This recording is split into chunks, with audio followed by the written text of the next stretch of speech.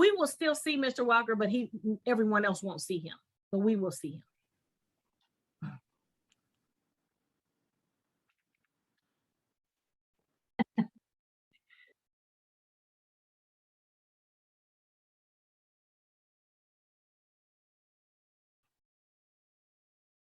We will still see Walker, but he won't see him, but we will see. Hello, everyone. Welcome to Kansas City's global community radio station, KUAW.org. You're tuned in to Jessica Lynn Speaks Life, and I am so excited. Do you see these beautiful faces on the screen with me? Yes, I'm so excited to have 3 powerhouse survivors. They all have their own stories of survival with domestic violence. As you know, October is Domestic Violence Awareness Month, as well as Breast Cancer Awareness Month. And I happen to be an advocate for both. And I am just so excited to take this time to talk to some powerful women about domestic violence awareness. But before we do that, I want to share something that's coming up soon. And it's going to affect 3 of our organizations that's on this in the studio today. As you know, COVID is still existing, so we're not physically in the studio. We're all on Zoom coming to you live. So if we have any technical difficulties, you're used to it. Just go with the flow. We're living real life here with the pandemic, okay? So thank God for technology, because if we did not have this technology, you would not be tuned in to Jessica Lynn Speaks Life on KUAW Radio. So I'm so excited that December 11th is coming up, and that is going to be Giving Hope and Help's 9th annual. I'm blown away. I am blown away. It's going to be our 9th annual Feminine Hygiene Period Products Drive. And we're going to have it in person this year at the Mohart Multipurpose Center at 3200 Wayne from noon to 3. Listen, all the domestic violence shelters are invited. They will be there. They leave with a year or more supply. COVID did not stop us last year. It's not going to stop us this year. COVID did not stop periods. How about that? So these products are still needed. So we are going to be doing our 9th annual drive, December the 11th. November the 30th. Let's back up to November the 30th. November the 30th is a special day for Giving Hope and Help in 2 ways. One, it is Giving Tuesday, the global day of giving for nonprofits. We'll talk a little bit more about that. But it's also Giving Hope and Help's 8th birthday. We launched Giving Hope and Help November the 30th, 2013, you guys, with our first annual Feminine Hygiene Period Products Drive for domestic violence shelters. Our period products in the beginning was strictly to domestic violence shelters. And as you know, when you're walking in your purpose, you never stay in a small lane. It expands. God expands your territory. So our territory has expanded beyond domestic violence shelters to natural disaster. Yes, we've supported Hurricane Ida already. We are supporting women and girls organizations, supporting schools. We're supporting women and girls that are in other countries. Yesterday, we sent over 1,000 period products to Zambia. Can you believe it?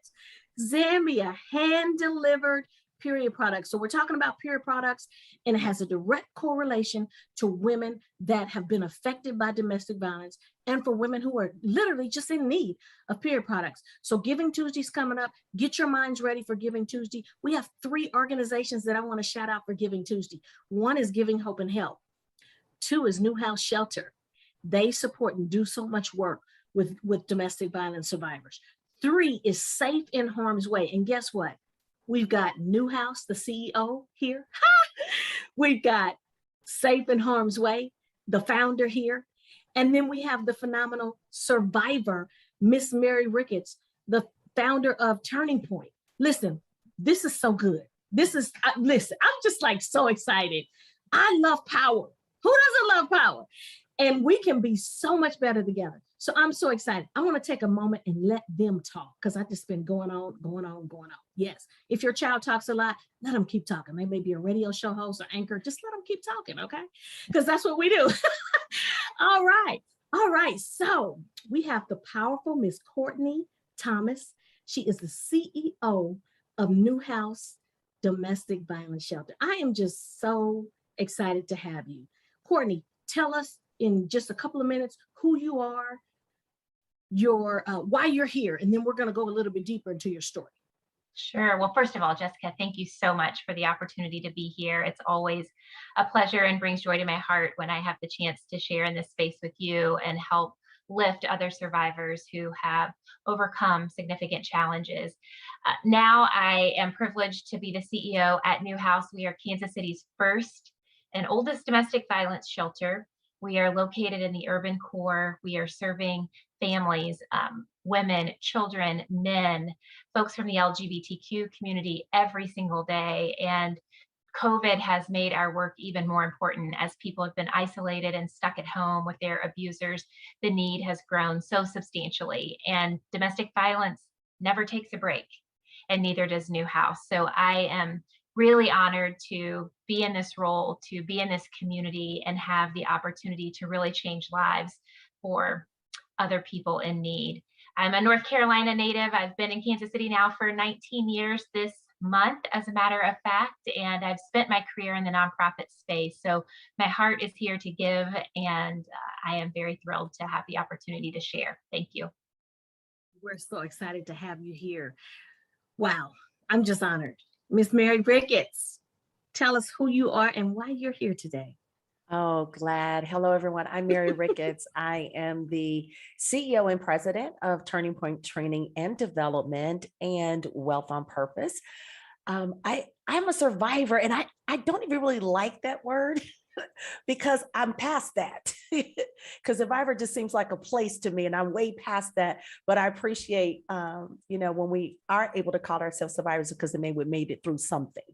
And that something is usually the something that took other people out. That's a tag on Sunday's message today. But I love what I do. I love supporting women that have been through domestic violence or in domestic violence. I am a survivor, not just from taking it on myself, but I came from a household where there was domestic violence. Love my daddy's girl. I'm sure we're going to talk a little bit about that later, but it also made me very watchful just from other women, just watching other women, making sure I don't see her twitch, when, her significant other is around. So I'm a watchful eye. I love supporting. I love speaking on it. I love sharing my story. I'll pass it back to you, Jessica. Thank you so much. And I can't wait to hear more about your story. Miss Carolyn Hammond. Wow.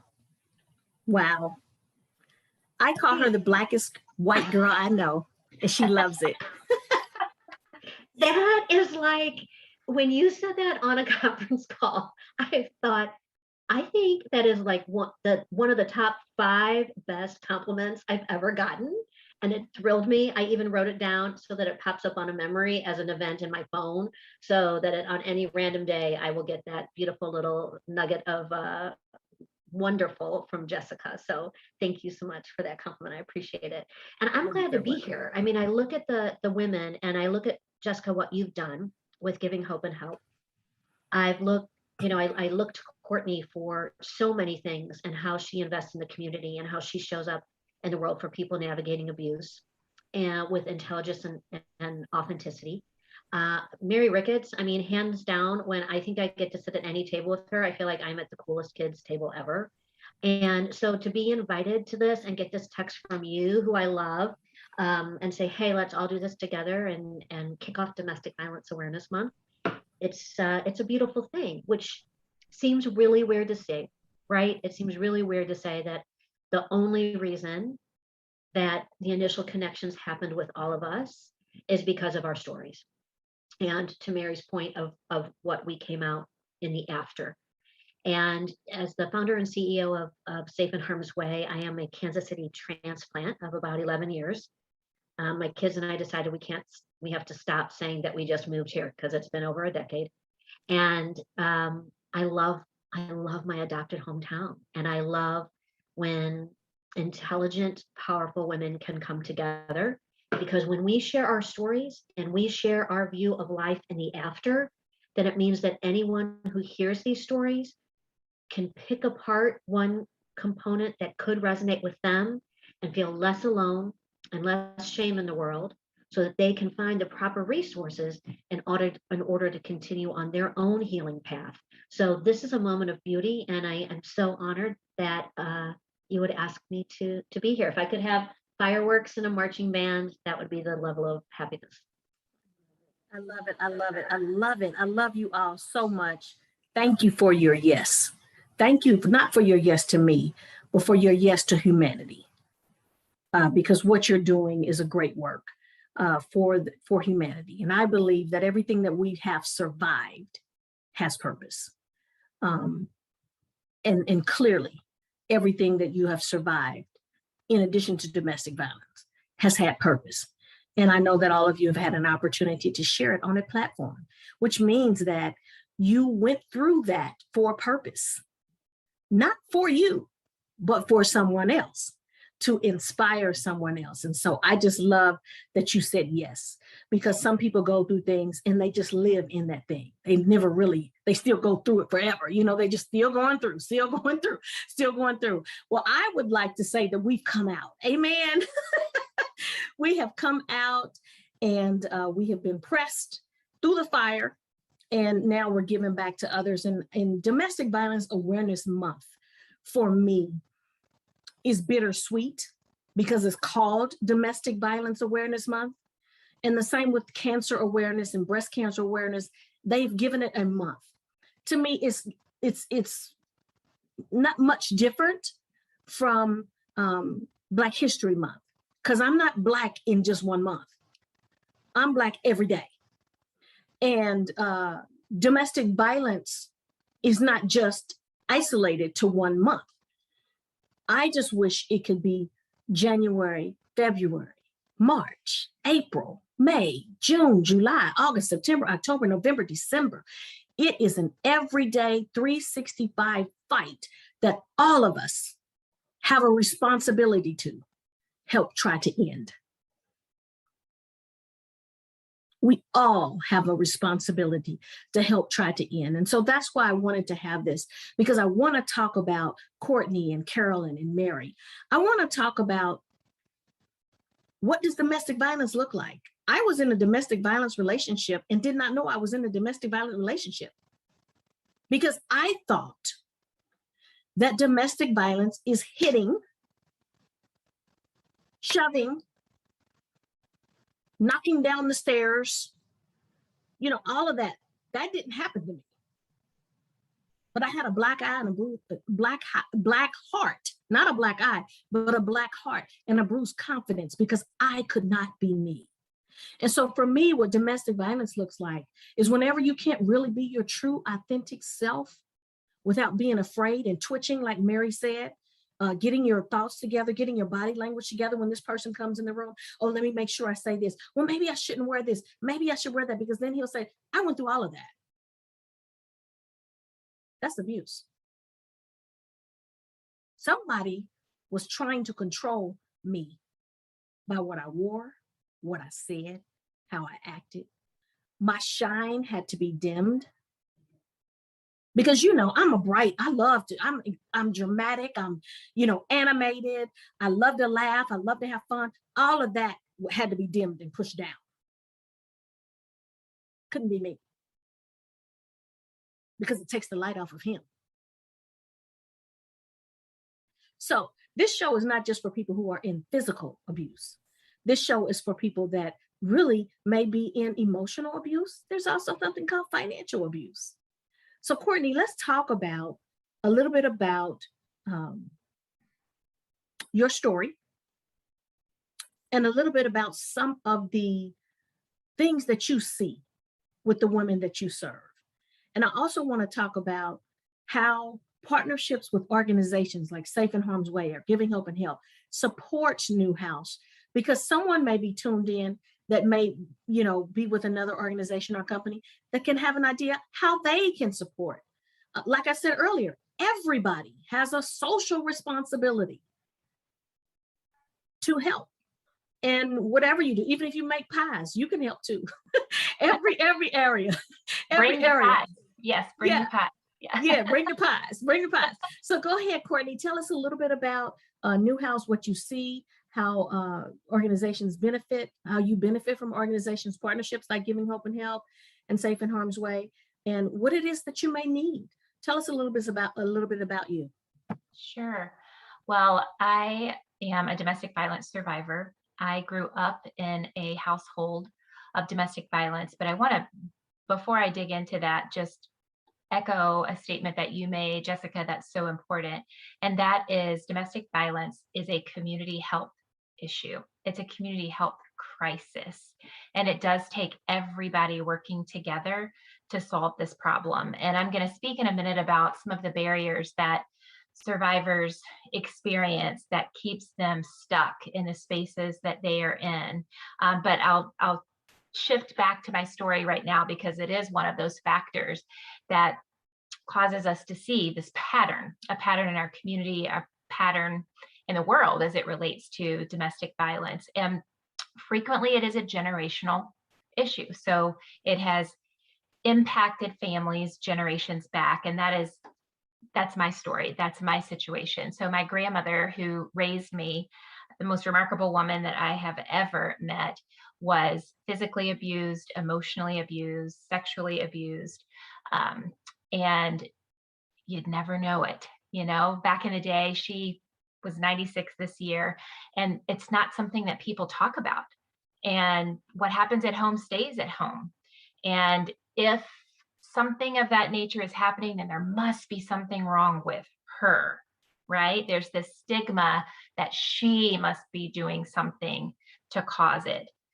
But the physical abuse that she witnessed, or that she experienced, my mother witnessed, and then I as a child witnessed with my mother. So my mother was in many domestic violence relationships and situations. I remember hearing the bodies hitting the walls in the other room. I will never forget the day I got my first tetanus shot in my arm, and my arm was so sore, and I was trying to take my shirt off to put my pajamas on, and I had asked my mom for help, and my stepdad came into the room and hit me, smacked her, yelled at her, and told her that she couldn't help me, that I had to do it on my own. And my mom did not heed to his warning, and she paid for it later that night. Many nights I would wake up to the police sirens, the police being in our home, and it didn't just stop there. So while my mom did leave that situation and divorce that man, she went on to many other abusive situations. It's a pattern. It's a pattern for many people. Not for everyone, that's for sure. But in her particular case, she also suffered from addiction, alcohol addiction and drug addiction. And it is a common theme and a coping mechanism oftentimes for people that are experiencing abuse, to hide and dull the pain by utilizing substances like alcohol or illegal drugs or prescription drugs, because it's a lot to carry. It's a heavy load to carry.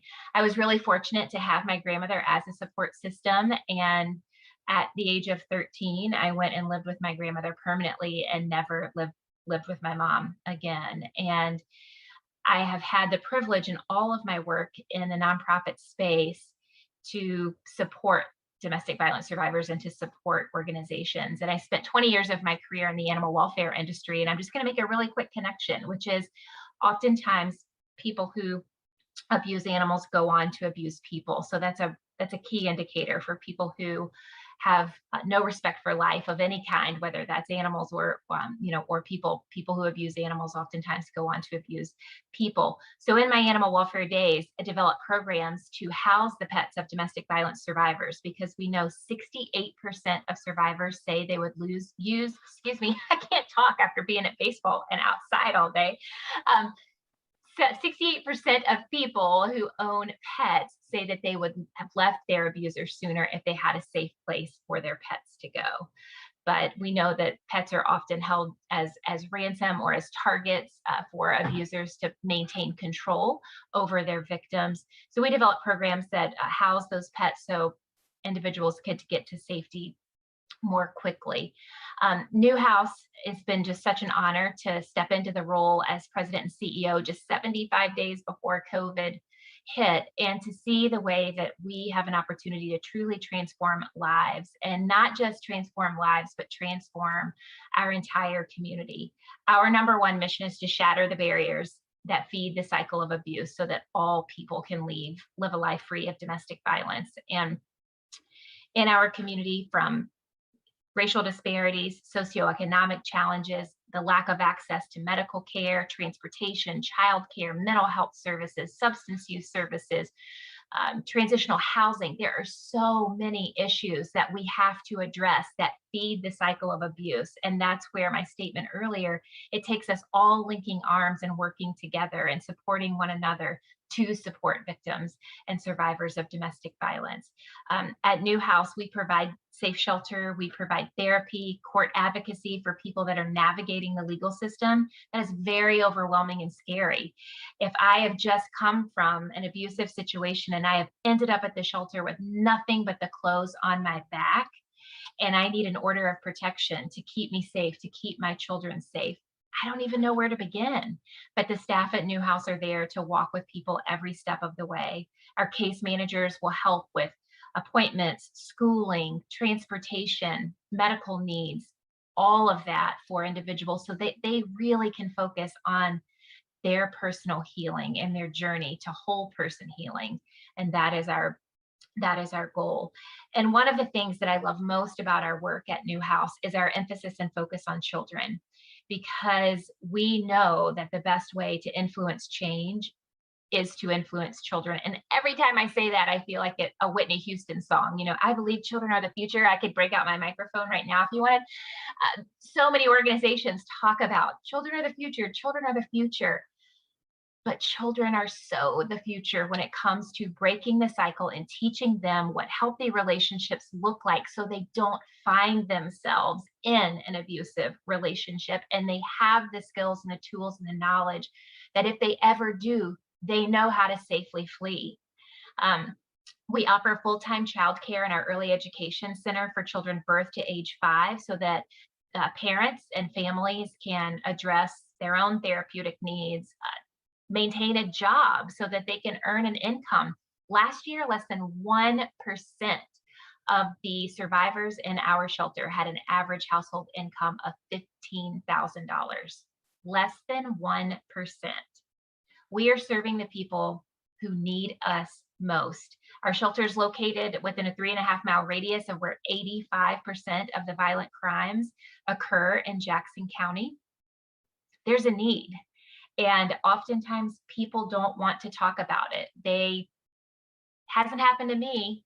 Let me tell you, it's happened to someone you know, because 1 in 3 women and 1 in 4 men will experience some form of domestic violence in their lifetime.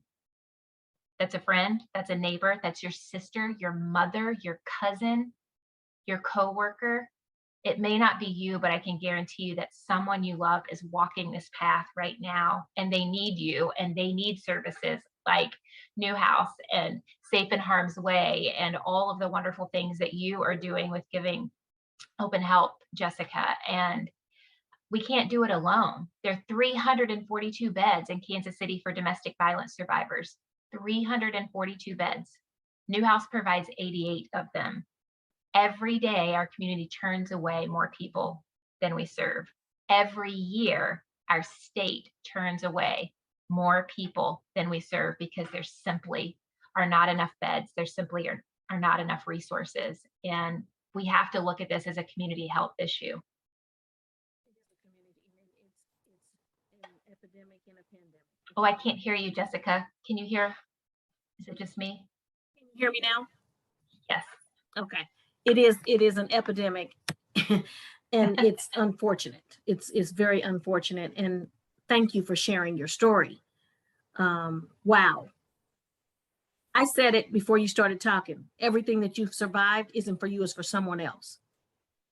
I believe that your passion has a correlation to what you've survived. Thank you. Yeah, absolutely. Wow. Miss And Mary Rick. Can I say just one more thing really quickly, Sure. Jessica? Just in the spirit of not knowing who's on the other end of, I was going to say of the other end of the line, who's listening in, who's tuning into this radio show today.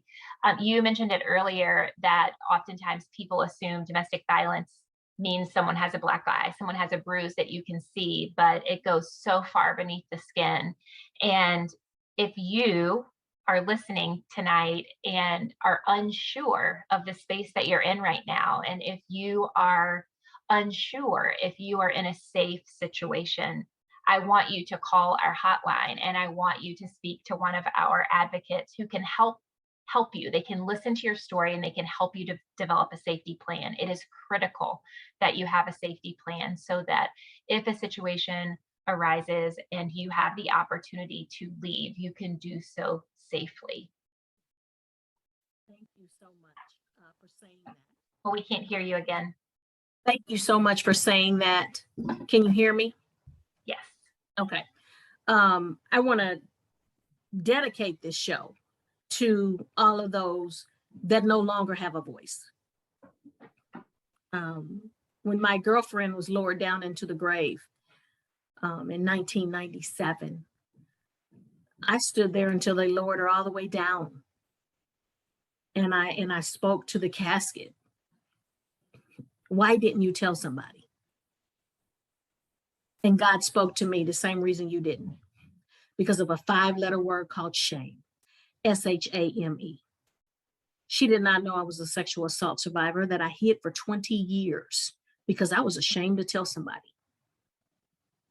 The whole world can know it now because guess what? I want to help somebody else. It's not about me. It's not about me. God has set me free from that, but I had to do the work. And so I want to talk a little bit to you, Carolyn, just briefly about your story, and then we're going to bring Mary in. Gosh, the time goes by so fast. We're going to have to do this again.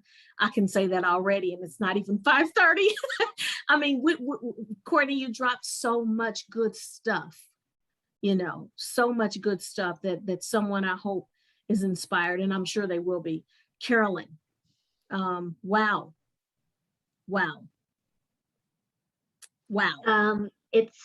I want to layer out a little bit of what's been brought up between everyone, to emphasize the patterns, to emphasize that some people may look at that as normal. So and you spoke about it, not being able to identify as having been abused, and you talk to survivors, and that's the common theme.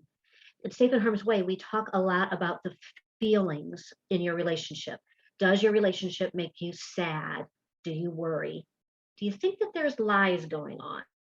Is there pain? Do you live in fear? If that's your relationship, those are the feelings that you have, then we can provide the resources to help you navigate those feelings, because those feelings are so aligned with abusive situations that you are experiencing. So when we can talk about those feelings, then you can label properly what's happening, because even you talked about, the bruises, and Courtney mentioned, the emotional and the other aspects of it. And the reality is, even when people are experiencing the physical violence, they still divert from thinking they're abused because, well, at least it's not bad as that. Well, at least he apologized the last time he threw me against the wall, the last time he strangled me. I'm not as bad as what it looks like on TV. So people deflect their experiences, and because the reality of tackling what is your existence is harder. So, we talk a lot about whatever lane you're in. If you are just realizing that what you're experiencing in your relationship is abusive, or if you are planning an escape, or if you don't know that you can ever escape, here's the resources that you can use in order to fuel yourself to a better place while you're navigating all of that. In my situation, Courtney spoke about this. In my situation, it took me a week to craft an escape plan. And one of the beautiful things about domestic violence shelters is their community outreach. So you don't have to be living at a shelter in order to take advantage of some of the resources. I went to a shelter. I didn't live there, but I got the legal help I needed. I got the counseling I needed. My children could have gone for counseling. All of those things were provided within the resources of a domestic violence shelter. We love using domesticshelters.org, knowing that this goes out on YouTube and knowing that somebody someplace in Idaho might hear it or read it. You can pop in your zip code at domesticshelters.org and find every resource in that zip code, legal, help, professional escape, shelters, everything that are specific to where you live. So, when I planned my escape, and it was 4 weeks before my wedding, the wedding was bought and paid for and planned, and it was 4 weeks away when I decided to escape. And it took me a week to plan that escape. And it took me about 6 months to implement it. So this vision that folks might have of having to, pack a bag quickly and run off in the middle of the night, that could be the truth. Or if you recognize that the feelings in your relationship are paramount to the abuse that you're experiencing, then plan your escape.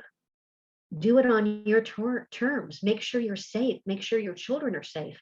Have safety nets in place as you navigate it. At Safe and Harm's Way, we talk about who is your most trusted friend that would never tell what you're doing. Confide in them what you're doing. Get all your passcodes. Get your phone numbers written down. If an abuser takes your phone and smashes it, I don't know anybody's phone number anymore. I know their speed dial. I know my kids are speed dial 4 and 5. I know my daughter's phone number. I don't know anybody else's. I talked to a survivor and she said, I needed a ride home from the hospital. I didn't know anybody's number. Write down the numbers, write down your passcodes, hide it behind picture frames, hide it in the backyard, hide it someplace so you have an escape plan, and that somebody else that you trust and love has an escape plan that knows what you're doing, and you can check in with them. So if you're compromised in some way, you have somebody that you can text randomly with whatever code you've established as a way to, hey, if I say these words, things have elevated. If I say these words, call the police, and have that person have a safe place for your passwords, your kids, your boss's phone number, your boss's name, where you work, where he works, license plates of cars, all the information that if you had to hand it to a police officer, it would be complete portrait of what you're experiencing and who can be called. And you would have for yourself the complete documents of what you would need to get the right help and get in contact with your people. And that's all part of the escape plan. And when you can do that on your own terms and take your time in very strategic ways to work with the smartest people who know how to help you do it, the statistics of somebody, you're 75% more likely to be killed in the first 3 months of leaving your abuser. Have it all prepared. Have your safety net in place to be able to do that. And so I think with sharing these stories, these little light bulbs go off. I'll give you an example. I had a survivor call me and she said, I'm looking at your safety list. She's like, I want you to add something. Make copies of your keys for your cars. Hadn't thought of that. I did it for myself. I mean, I snuck into his briefcase. I took the key out. I went and made a copy right quick, turned on the weekend, turned the key back into his briefcase. So I had copies of the keys of the house and of his cars. And I didn't put it on the list, right? But her abuser had taken her car keys, left the truck out front, but taken her car keys. Well, if you have a safety plan to put those things in place, these little things that all of a sudden are light bulbs of when everything in the world seems so overwhelming of, oh my gosh, I can't do this. Okay, but wait, I could do these 3 things today, and I could do these next 5 things tomorrow, and I can do 2 things by Wednesday. Suddenly you start to have action items and control over what is uncontrollable. And you have started in your tiny, tiny little ways to build enough confidence to just take the next step. And so by sharing our stories, we give people ideas to do that. We also tell them they're not alone. We also break every stereotype because look at us. We are Black and white women coming together from various social economic backgrounds, all telling similar stories. So this truly knows no boundary. And it's something that, we firmly believe it's one of our biggest hashtags because you never know who shows up at work or on a Zoom call or on a Teams call or at the restaurant or in your, home, hiding the emotional and the physical bruises from home. So having you tell your story also makes you a safe place for people to invest with in their stories as well. And I'll toss it back to you because I can't wait to hear Mary Ricketts talk, because I've heard her story before, at a very fabulous fashion show at Foundation for Domestic Violence way back in the day. So I'll toss it back to you, fabulous ladies, and continue from there. Wow, thank you so much, Carolyn. Thank you for sharing. There's so much power in sharing. And one of the most powerful things you said was to share your story. Share your story. Share what's going on with you with someone else. I honestly believe my girlfriend could be alive today. She could be. I don't know that, but man. So moving on to Ms. Ricketts. Oh my God. First of all, Jessica, you've done something, again, just fabulous by bringing all of us together. And I'm so excited that I know everybody here. And I think one of the interesting things that I'd love to share is we forget where domestic violence lands. It can care less what your salary is or your zip code. When I think about where I was, living large in management at AT&T for the first round that I had to deal with. Actually, that's a lot. I was in AT&T for both of them. My goodness. Love AT&T, my goodness, but those experiences were something else. So I wasn't financially strapped. I was in leadership. I was a supervisor. I was in management. I was living in Milwaukee, the very first time. Out, celebrating a birthday with a group of friends. And the person I was dating thought I was flirting with some very old person. And next thing I know, I was spinning around in a circle. And I was like, did something hit me? What hit me? And I got hit in the eye. And the crazy thing was, you know what that meant, ladies? I can't go to work for days. And because I wasn't living at home, you talk about feeling trapped. But there was something my father always taught me. He said, always have your rainy day money. Well, my rainy day money was my daddy's wallet. That was my rainy day money. Everybody doesn't have that. Everybody doesn't have that. So of course, I started my escape plan. I didn't know that's what it was. All I knew was I'm going back to Kansas City. I need to figure out how to get a transfer. In the meantime, I'm going to keep the peace and keep a peace very close to me, because I knew that I watched the hell that my mother went through, and I knew I wasn't going to repeat that. And what was so weird is because I'm a daddy's girl. That was their relationship. He didn't treat me like that, but I watched it. And my mother was number 2 wife. So I can imagine what he did to number 1. Number 2 wife was my mother, 17 years, but I watched that. I can remember my sister and I laying in the bed, very much like what Courtney was saying. You just waiting to hear that bump up against the wall. You were waiting to hear the cries. You were waiting to hear the scream. You were waiting to hear the sound. And there were some times as a child, I would just be like, why didn't she just stop talking? Just stop talking and daddy won't snap. We all know that that's not true, right? But because it wasn't we're always walking on eggshells, it didn't seem like what it seemed like. It just seemed like, oh, it's a fight that stirred up. That wasn't true. He was abusive. He was physically and verbally and emotionally abusive, and he handled all the money. So, second issue that happened with me, I was still at AT&T. I was in leadership. I'm leaving a relationship. Situation gets ugly. Mary gets hit in the jaw. Watch this. My jaw was out of alignment for years. But God, I don't know when God did it, but my jaw used to click when I would chew. And it would click so loud that if you were close to me, you could hear it. One day, don't know when, everything lined back up. And here, what's crazy about that, when I wasn't walking on eggshells, There was no craziness. And you all, neither of these were my spouses. They weren't. And I'd like to get that out because I don't want anybody looking at anyone crazy. No, it was not him. But what happened later was that I have a watchful eye. I have a beautiful daughter that is 31 years old, and I'm always talking to her. I'm watching her. I'm looking. She's like, Mama. I was like, I know you're my child, but I'm paying attention. I'm paying attention. I remember when she burned her face with the curling iron when she was in high school. The security guard lady was like, I'm calling your mom. What's going on? What's happening? And she was like, I wasn't worried about your mom. I want to make sure some boy didn't hit you, which you all know that when it triggers, it's a trigger for me now that if I see a couple arguing in the car in front of me, I'm gonna stalk you.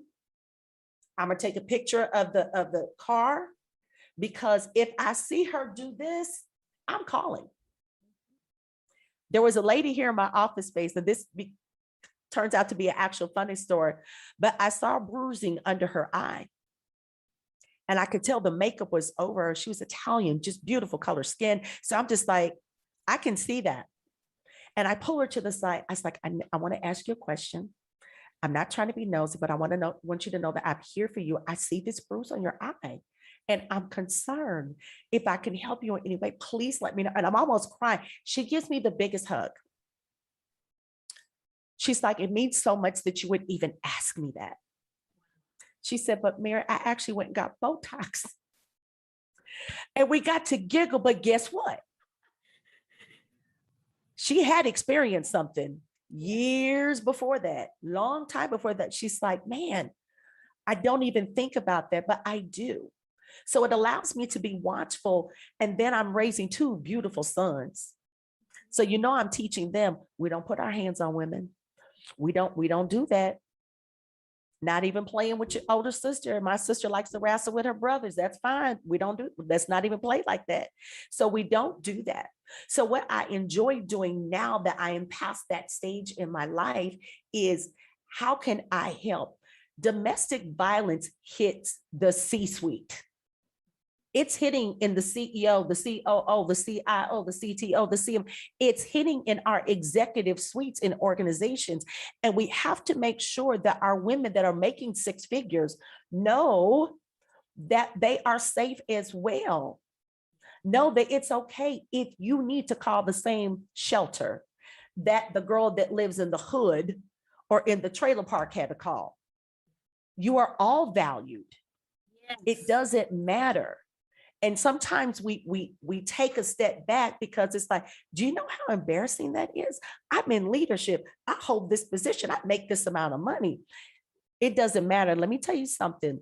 When you get it set in your mind that you are valuable and you are worth more than this, you know what? As my mama would say, come hell or high water, I'm going to get out of this. My mother, you all, is now 80 years old. She is living a fabulous life. And it hit me one day, what an overcomer she is, because my dad didn't give her jack. Mama literally had to leave with the clothes off her back.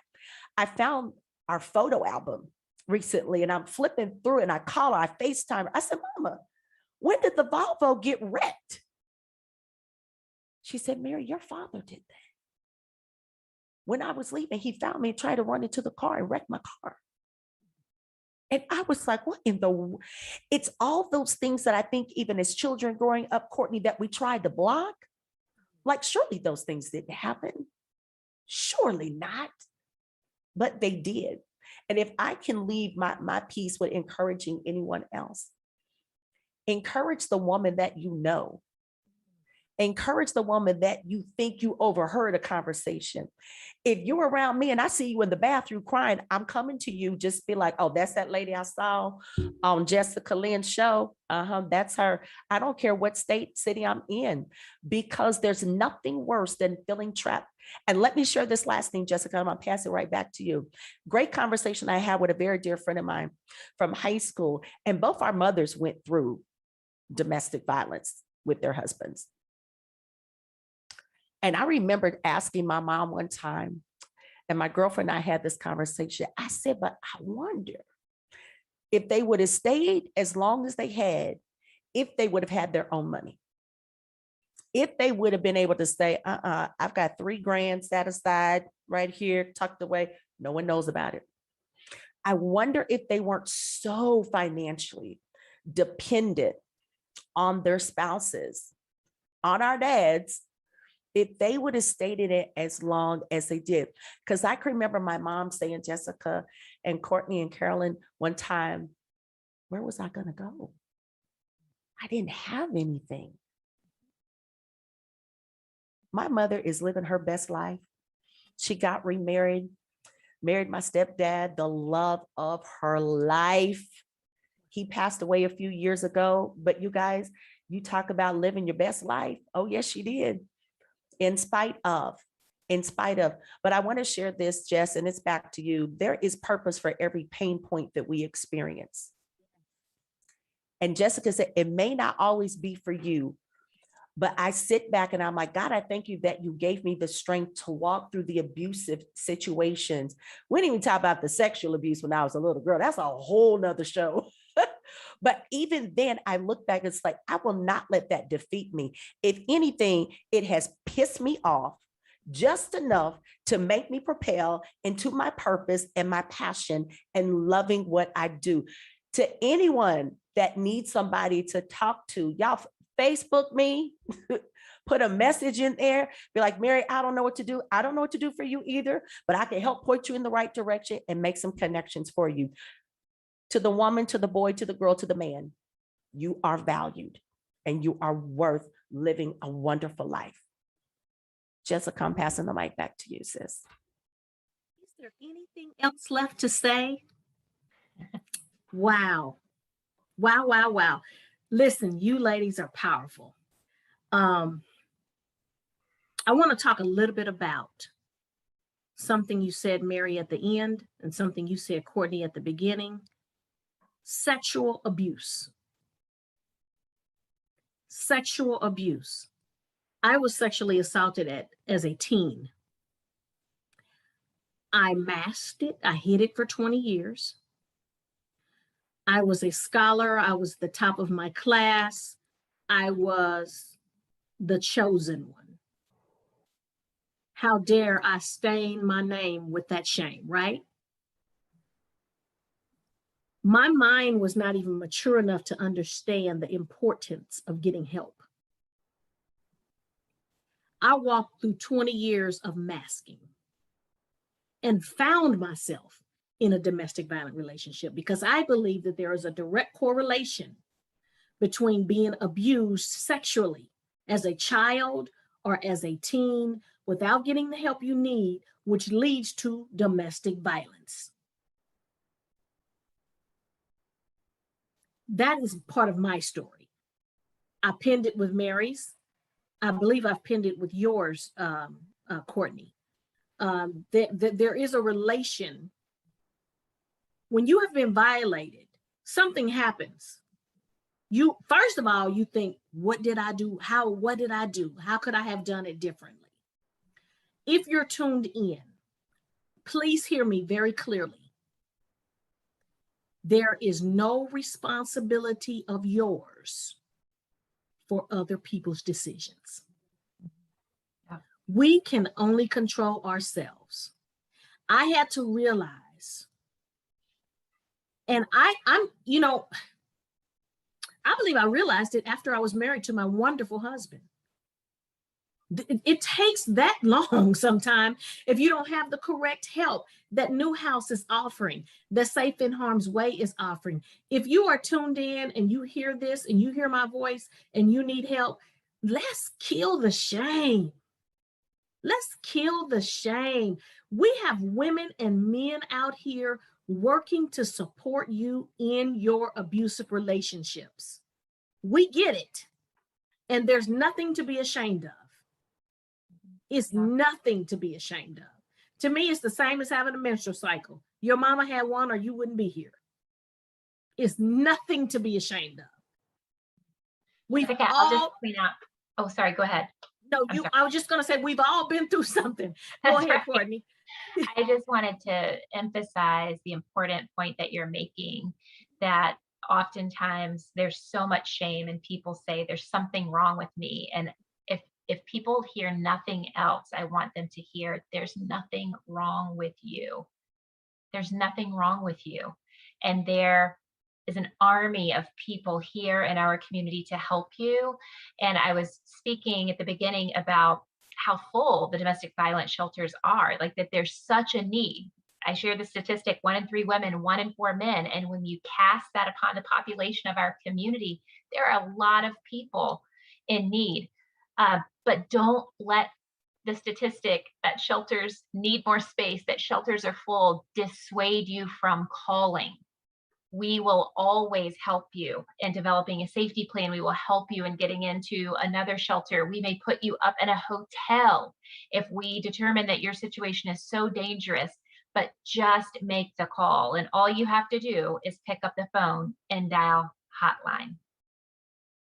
And you will get 816 hotline in Kansas City. In the Kansas City Metro 816 hotline, and you will get an advocate on the other end of the line that will spend as much time as you need them to spend with you to ensure your safety.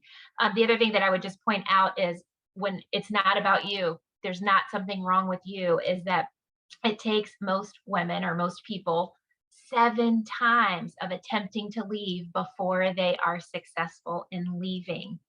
And there is also a lot of shame. You hear people say, well, why doesn't she just leave? Or why doesn't she? That's the wrong question to be asking, first and foremost. That is not helpful. That is not supportive. That is not getting a survivor to a place that they need to be to begin their healing journey. That just adds shame. None of us can understand what the circumstances are that a person is living in, and they are the experts in their own lives. So whether you're a family member, a friend, a neighbor, you may witness someone going back. You may witness someone who never leaves. You may, and I realize and recognize that that's hard to see when you care so deeply for a person. But the best way that you can show up is just to keep showing up. Continue to give them affirming and positive statements. Let them know that you are here for them no matter what, no matter when. And it will come. It will come, but it has to come in their own time. They are the experts in their own lives. And it's hard for us who do this work and advocate for this work all the time to see people hurting. None of us want to see anyone hurting, but continue to show up by just showing up. Send a text message, make a phone call, send a Facebook message, go by and say hello. But just show up, just be there for them. You know what, Courtney, I love what you said there, because sometimes the outsiders don't understand. You know, they're not in it, especially if they've never experienced it. They're not getting it. And then it's like, well, I'm not going back again because Susie and Lucretia went back 10 times to that same knucklehead. So I'm not doing this again. Do it again. Don't give up on them. They are just as scared and hurt and confused, and their mind is already trying to figure it out. And can I say something? Don't ask a bunch of questions.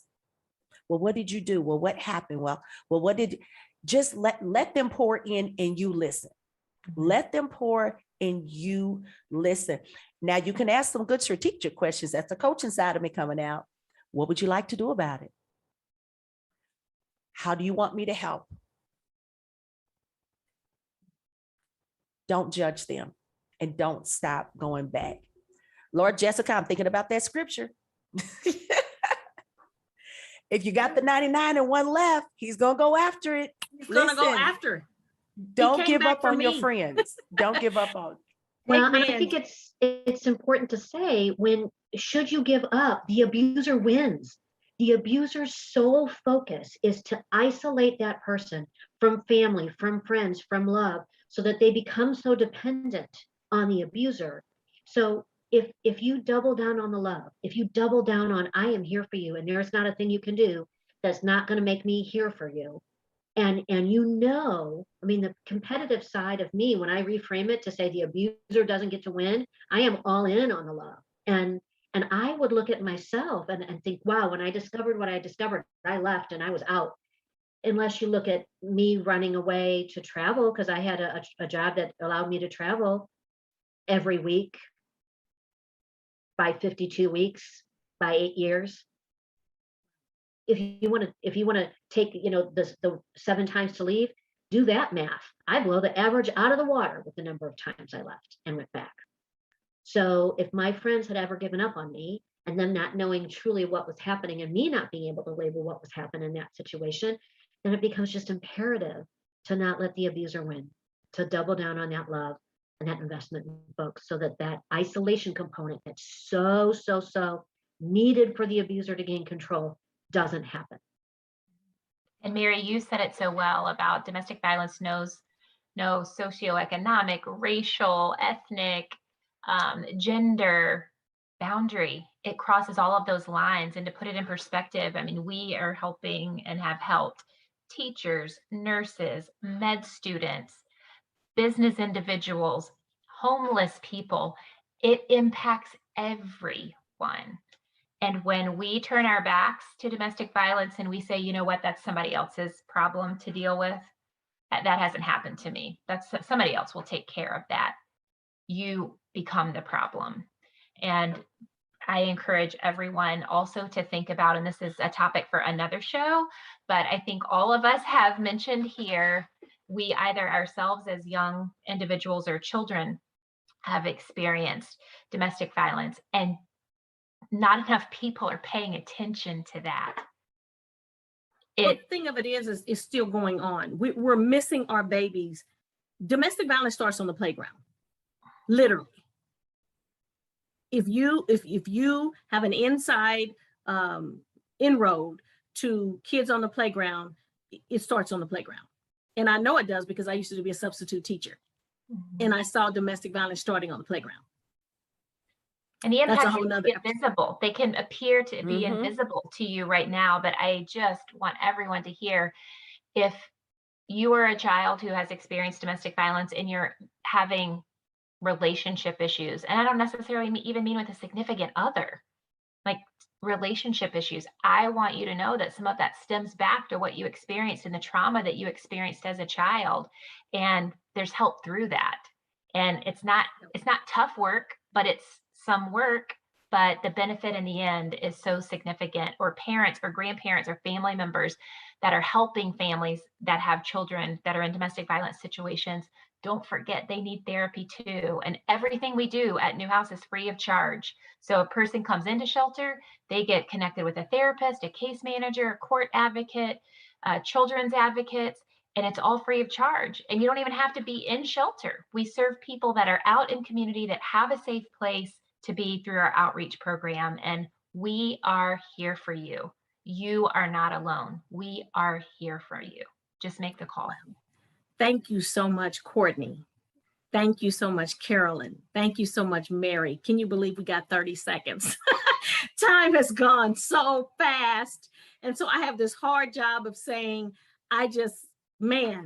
we will continue.